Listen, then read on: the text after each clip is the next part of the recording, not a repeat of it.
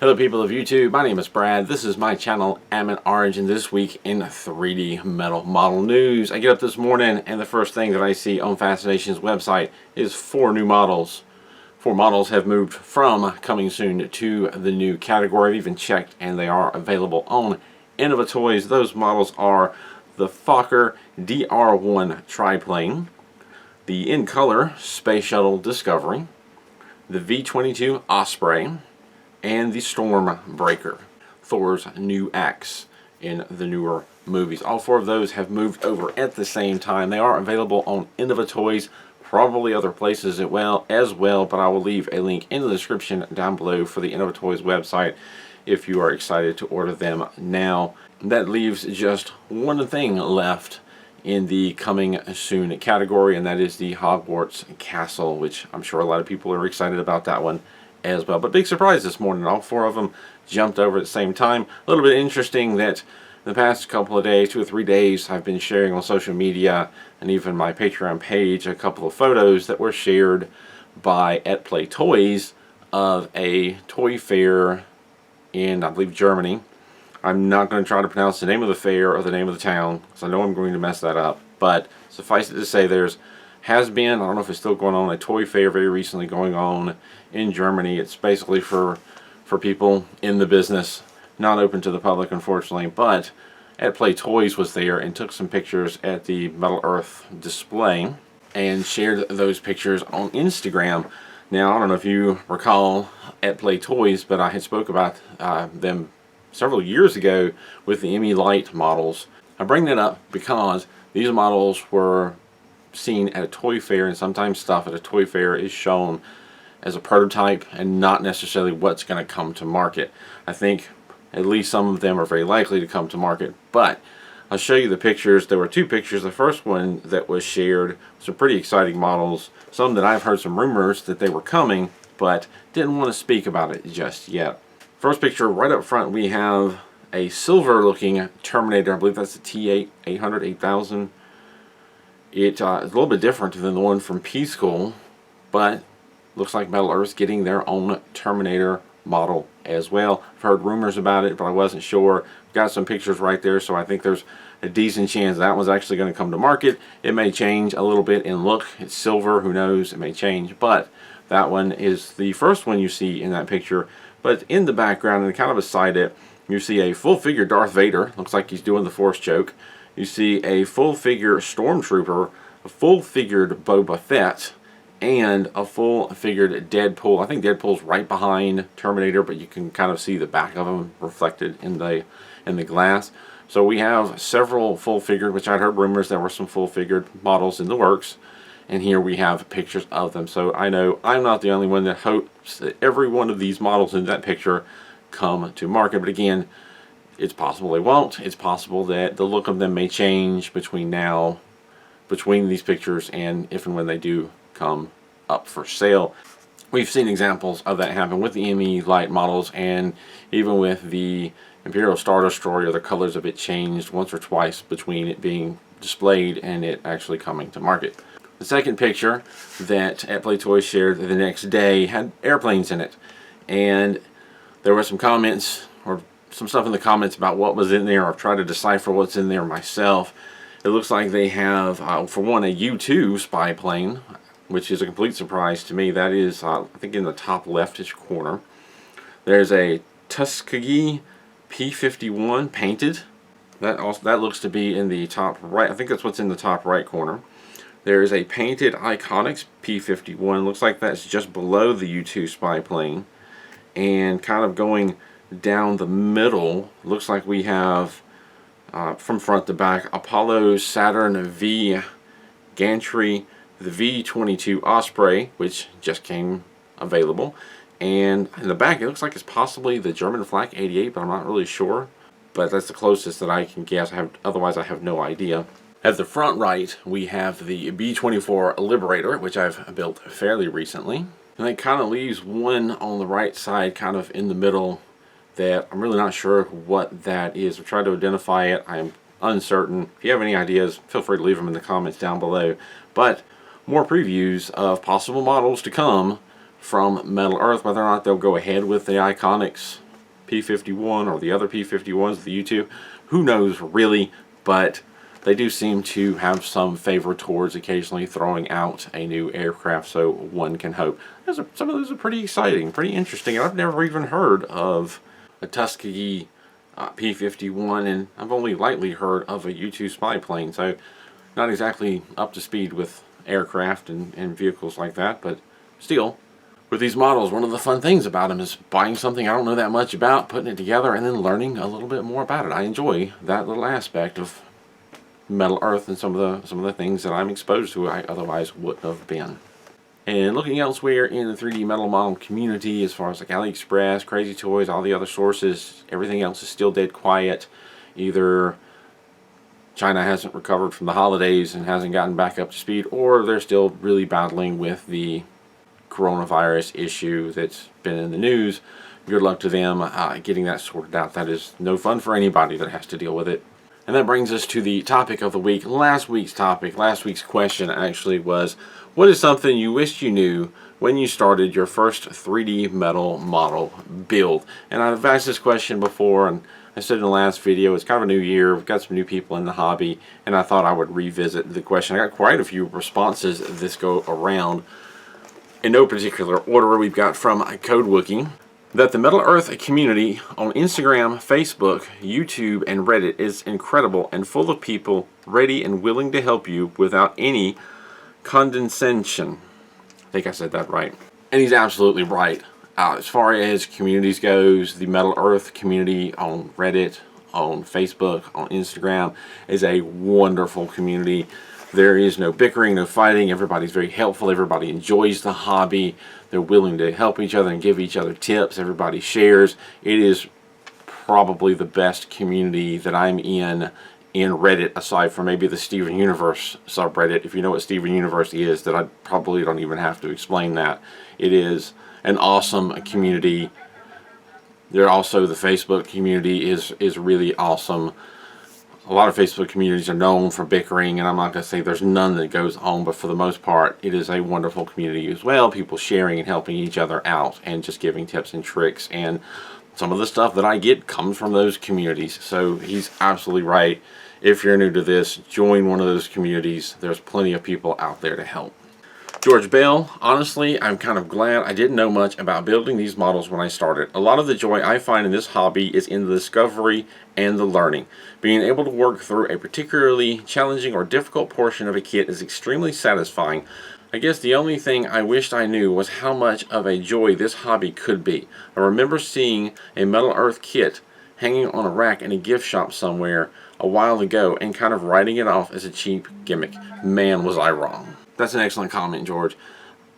I kind of agree with you in a lot of ways, and I've been doing these videos for quite a while. When I first started, one of the reasons I started this video is because there was nobody else doing it, and there is a certain thrill for me as well to jump into these models and do my best and figure it out. There's definitely a rewarding feeling once you figure stuff out. That being said, I do still rely on 360 views, and I do still rely on some information, but still, for the most part, when I start a new build, I don't usually go looking for tips and tricks from others. I just kind of figure it out and work it out for myself, and there is a reward to that, and that struggle is part of what I try to build into my YouTube videos. When I make those mistakes, I don't hide them, or at least not all of them. I do hide some of them, honestly, but some of them I bring to light and say, hey, I made this mistake. There's a fair chance you will too, so here's how to avoid it. And that's part of what I built this YouTube channel. So that's excellent. I respect that you enjoy that challenge, because I kind of do as well. Larry, good night. My first was the DeLorean that I did back in November. I now have done 28 different ones with another dozen to do. All iconics are just Metal Earth. As for what I wished I had known when doing that one, my answer is how fun and relaxing these things can be. Plus, since I live in a small place, they don't take up much room yet. Thanks for the reviews, and keep on keeping on. There is another benefit to that, and I have heard before people who live in smaller areas, the advantage is they don't take up a lot of room. But I like that you added on yet, because as you can see behind me, it does grow and it does become more challenging, and some of those models are fairly sizable. I'm looking at you, excellent looking ships. They're pretty long and they take up some room. So yeah, it is nice that you can find some corners to put things in. They don't take up a lot of room, but it is very addictive. And they can be very fun and relaxing. It's just something about focusing on the model and working on that can just kind of push all your other troubles away and give you a break from the rest of the world. I've certainly experienced that in the fact that I have had health problems over the years, heart problems, now kidney problems, especially when I had the heart problems before the transplant. A lot of this, and I know I'm not alone in this, a lot of this was to take me away from the problems that I had and to allow me to feel like I'm doing something and being productive. And I know that I'm not the only person that gets that out of building these models. I know there are other people out there who have health issues, who have mental issues, that this allows them to focus, this allows them to feel productive, this hobby allows them to feel like they are accomplishing and doing something, and that is a wonderful, wonderful thing. I've talked about that before, it's been a while, but that is another aspect of building these models, and that is so wonderful. Brandon, before getting into this interesting hobby, I wished I knew that an easy twist of the wrist and a gentle hand can save your model. I also wished I knew that the model is forgiving enough that mistakes will happen and it's okay. And this is true. If you are careful and you are gentle, you can make some mistakes and recover from them. You can make a lot of mistakes and recover for them, or a lot of the mistakes that you make you can recover. I wouldn't make a lot and repeatedly, but the metal is forgiving, but only to a point. You can't bend things back and forth too many times or they'll break. But I have gotten to the point where I've certainly made mistakes. 90% of the time I can recover for them by carefully untwisting tabs, carefully prying things apart, and giving it another shot. Nice comment right there. Richard Kroll, as to what I wished I knew when I built my first model, the easy answer is everything. I learned so much over the course of building the first model. It was the B-17 Flying Fortress. Boy, did I make a mess of the fuselage. By the time I got to attaching the engines, I had learned a lot, but still left scratches from trying to get the tabs into the slots. I guess that is one of the skills that is most desirable in building these models. Learning how to fit tabs with a minimum of surface scratching. I'm still improving at that. I've been building these models for years and I feel like I'm still improving. The amount of times that I've started on something and the first time I did such and such symmetric part, I did it not that well, but I learned something from it, and then I had to do that part again, and the second time I did it a little bit better, but I learned something else, and by the third or fourth time I've gotten it pretty well down pat, a good method to put something together. So I'm still constantly learning. That is still very much part of the process of building these models. And sometimes in the videos when I have, say, 10 different spires to put on the side of a building, I may wait until I've gotten to the third or fourth one before I show you that one way of doing it. I'm not going to show you how to shape all 13 of them. Why am I going to make you sit through that long of a video? But I'll show you one or two. A lot of times that's the third or fourth one in, because by that point I figured out a decent method of doing it. The first two may have been a mess, and that's okay. It's part of that learning process. Christopher Thorpe. Hi Brad, couple of things that I wished I had found out sooner. Pre-bending tabs saves so much time when you get to the awkward pieces. Buy a cheap drill bit set to help with curved pieces. Also, that there is a big metal model community out there, like here, that is always willing to help. Guarantee that if you have a problem with a kit, someone else has had the same issues and can give you some key advice to help. Once again, we're going back to the communities. There's Facebook communities, there's Reddit communities, there's people on Instagram, there's a lot out there to get help, and people are just more than happy to throw out tips and tools and methods and just all kinds of stuff. The drill bits, I used to mention that a lot more. I do still occasionally put it in the beginning of videos, a cheap drill bit set. Go to your local hardware store, look in one of the discount bins for the cheap tools, buy some cheap drill bit sets, something that you probably wouldn't even be comfortable trying to actually drill with, because you're not going to use it to drill. You're going to hold the drill part and use the other end to round parts. It's one of the first things I got, dowel rods and drill bits. You can get several different sizes for just a few dollars. That's what I use. I don't even know where I got it from. I think it was one of those cheap family member Christmas gift sets that the person didn't know me, that I knew I like tools, so they got me a cheap drill bit set. I've never actually used them for drilling because I don't even know that they would last. but they're not sharp and they're excellent using the solid end to shape parts. And as far as pre-bending tabs, I probably should include that in my videos more. I used to say it a lot. When you're putting angled parts and weird shaped parts, you've got tabs that are angled out, bend them in so that everything's pointing in the same direction. When you drop that part in, most of those tabs are going to line up, and it's just a minor amount of adjusting. It's going to save you some time and trouble later to just pre-bend those tabs. Excellent tip right there. Lastly, we have John Finnegan Jr. Hi Brad. As far as first kit I built, it was a plane. Do not recall which one, but not knowing anything about them, for 20 minutes into it, I crumbled the thing into a ball and into the trash. A short time later, I received the Corsair as a gift. I took my time, looked and read the suggested tools needed, and at the end of the build, I said, wow, now 250 plus kits later, and that small toolbox of stuff to build with just keeps buying and building. I even got a neighbor into building them. Excellent story. I think there's probably a lot of people with a story similar to that. Took me forever to actually get into, well, not forever. Took me a while to get into the hobby. I kept seeing the Star Wars models. Those are the ones that got me in on Think Geek. But I was unsure about them. Said no glue or solder required, but I was skeptical, and I kept putting it off. And then one day I was in AC Moore and I saw them in there, and I saw the Millennium Falcon, and I had a 50% off coupon, and I was able to get it 50% off, and I went home and I tried it and I fell in love.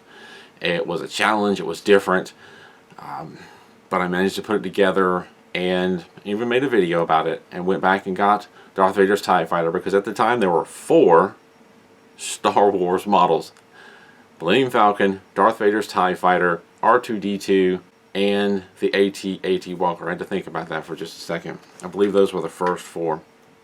And I got Darth Vader's TIE Fighter, and anybody that's done that kit knows the difficulty in getting that little ball. The instructions make it seem like you need to round it first and then put parts in, and that's not the way to go.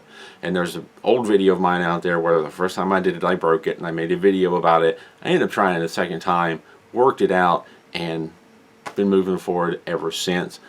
I have a table full of tools, a 3-drawer thing sitting on the table that's overflowing, an old Domino's cup with more stuff in it. I know how that goes. I've got all of this behind me and a drawer here that's full of stuff waiting for me to build, so I know how that goes. It's addictive. So thank you to everyone for sharing your comments. That was a very interesting read and definitely gives me something to talk about. I greatly appreciate it. This week's topic, I'm going to keep it kind of simple with the new models that I've just shown, the possibly upcoming models at the Toy Fair, or the prototypes, however you want to say it. Which one of those are you most excited and hoping that they actually come to market? Leave your answer in the comments down below. There's ones that you're very excited to see, ones that you hope do or do not come, the changes maybe you'd like to see in them if they do come to market. Leave your answers down below, and I'll talk about it next week. It is the first video of the month, so I do want to take a moment to thank my Patreon supporters for your support, helping to keep the bills paid, models stocked, and all the behind-the-scenes stuff taken care of. I greatly appreciate it. You're helping me to help everybody else. So everybody that's thanking me, they don't realize it, they're thanking you as well. So thank you to Andrew S., Chris Paskowich, Giovanni Filardo, pardon me, Hugh Morrison, Kaj Nielsen, Kamal McCoon, Ken Crowan, Kendall Fargo, Mon Hong, Seth Bell, Timothy Green, Timothy Vogel, and Willie Porter. Thank you very much for your support. If you don't already know it, if you're a Patreon supporter, I've been doing a kind of behind the scenes. Every month I release a new portion of it. Kind of a behind the scenes of how I make the videos for this model. There's actually a lot going on. I've surprised myself with how I've had to break the videos up into sections because there's just so much to it. But that's just a little thank you to those of you who are supporting me. Just a little behind the scenes of how I do it, just so you know. If you want in on that, it doesn't take much to become a Patreon supporter. There's a link in the description and down below at the end of this video. As always, thank you for watching, and keep on keeping on.